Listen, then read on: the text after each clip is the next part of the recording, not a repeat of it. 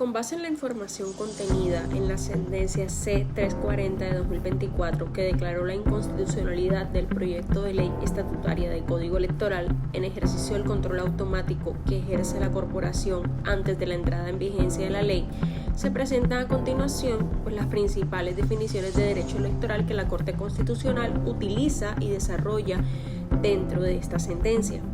Una de estas es la de función electoral. La función electoral es definida como una atribución del pueblo soberano y la fuente de la que emana el poder público. Se considera una función pública de naturaleza política, pero no estatal, ya que sus titulares son los ciudadanos, quienes la ejercen con base en derechos propios y no en nombre del Estado. Si se considerara una función estatal, los ciudadanos serían agentes pasivos del poder, en lugar de la fuente soberana de este mismo. El ejercicio de esta función consiste en la participación del pueblo y en la conformación, ejercicio y control del poder político. Esto se materializa a través de la elección de autoridades y corporaciones públicas, la adopción de decisiones mediante mecanismos de participación ciudadana, la revocatoria del mandato de los gobernantes elegidos, aunque su titular es el pueblo. No es una función ilimitada, pues debe ejercerse en los términos que la Constitución establece, lo que la convierte en una función jurídicamente organizada y sujeta a requisitos y limitaciones. La Corte subraya que existe una unión inseparable entre la función electoral y una organización electoral adecuada que permite su desarrollo. Otro concepto clave es el de sistema electoral. Aunque no existe una definición legal explícita en el ordenamiento colombiano, la jurisprudencia constitucional lo ha definido como el conjunto de variables o reglas técnicas cuyo objeto es determinar el modo en que los votos se transforman en representación popular o en decisiones ciudadanas. En el modelo democrático colombiano, este sistema no solo convierte los votos en escaños y cargos de gobierno, sino también en decisiones a través de los mecanismos de participación directa. Elementos del sistema electoral. Estos elementos que integran el sistema electoral se integran por las circunscripciones electorales, que son las unidades territoriales o poblaciones en las que los votos se utilizan para asignar cargos. Las formas de las candidaturas, estas pueden ser individuales para cargos uninominales o colectivas, o listas para cargos de corporaciones públicas. Existen formas de votación, dependen del tipo de candidatura. Por ejemplo, el voto único es para cargos uninominales o el voto preferente para las listas abiertas. Los umbrales es el porcentaje mínimo de votos que una lista debe obtener para participar en la asignación de curules. Fórmulas o reglas de decisión es otro concepto. Son los procedimientos para asignar los cargos que pueden ser mayoritarios o proporcionales, como es el sistema de cifras repartidoras.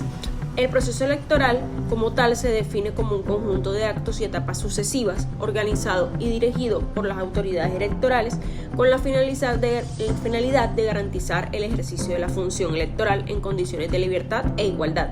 Este proceso comprende al menos 3 etapas importantes, como lo son la etapa preparatoria o preelectoral, que incluye todas las actividades previas a la jornada de votación, como la formación del censo, inscripciones de candidatos y organizaciones logísticas. La etapa electoral, que corresponde a la jornada de votación, que es la actividad decisiva del proceso donde se manifiesta la voluntad de la ciudadanía del pueblo a través del voto. Y la etapa postelectoral, que comprende el escrutinio y la declaración de resultados. El escrutinio es el conjunto de operaciones que permiten establecer un resultado de la votación. Esta es una etapa esencial, ya que dentro del proceso electoral implica que la votación debe ser necesariamente escrutada para cumplir su objetivo. Otro concepto clave que se desarrolló en la sentencia es el del voto, el cual es el instrumento nuclear en la función y la participación ciudadana. La Constitución lo define como un derecho y deber ciudadano. Se caracteriza por ser universal, igual, directo y secreto. Aunque es un derecho fundamental, no es absoluto, y el legislador puede establecer requisitos y condiciones para su ejercicio, así garantizar la decisión expresa sea una manifestación genuina de la voluntad individual.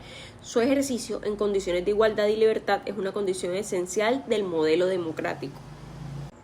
Según las fuentes, la Corte Constitucional declaró la inconstitucionalidad total del proyecto de ley del Código Electoral al constatar 3 vicios de procedimiento insubsanables en su trámite legislativo: la omisión de la consulta previa a los grupos étnicos, el incumplimiento del análisis de impacto fiscal y la elusión del debate parlamentario.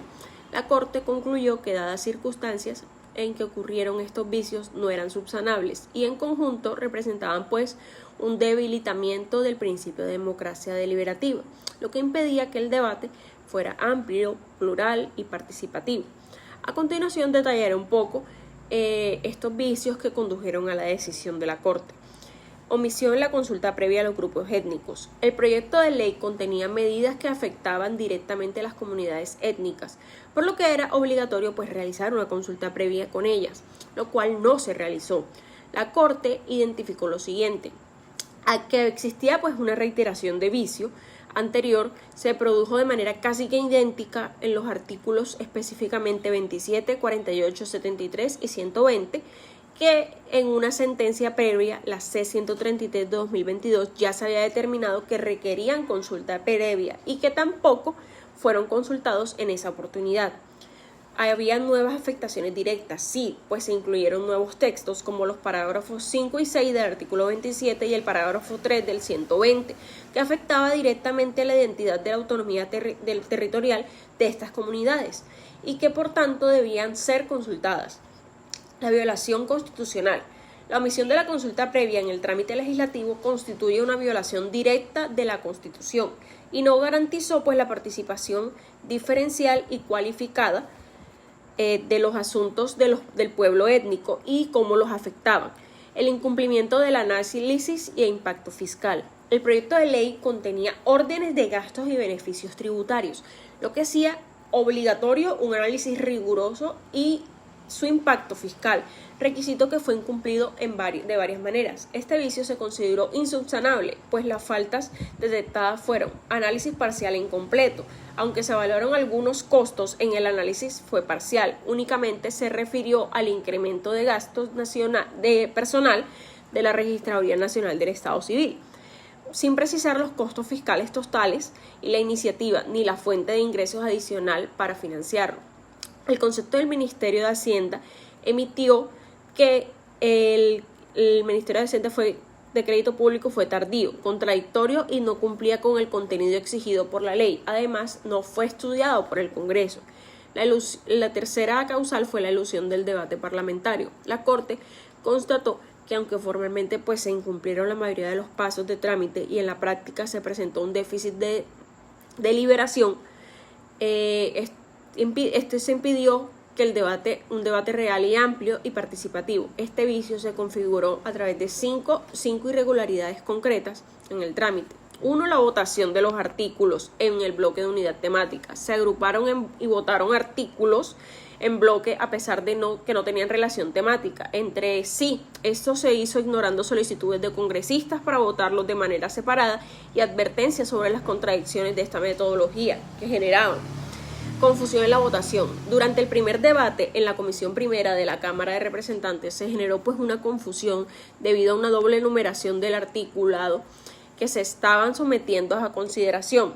Tercero, la aprobación de los textos indeterminados. En este mismo debate se aprobaron textos que eran implícitos, indeterminados o que no estaban debidamente armonizados. El cuarto ítem fue la falta de publicidad de proposiciones, pues no se dio la debida publicidad a las proposiciones presentadas durante el segundo debate en la plenaria de la Cámara, ni el informe de la subcomisión que las analizó. El quinto, la falta de publicidad y la fe de erratas. Se desconoció el principio de publicidad, pues la fe de erratas al informe de conciliación en la plenaria del Senado y de la República.